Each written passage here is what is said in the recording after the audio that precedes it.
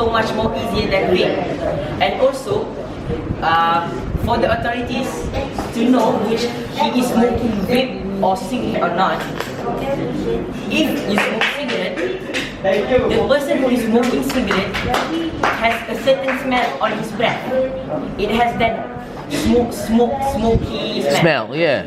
But if you smoke vape, it's just a bit more hidden. Yeah. But vape, you will smell. But you will smell like fruit. You will smell like. You will smell like fruit or Nescafe. Yeah. If you take the flavor. So, or honeydew. Yeah.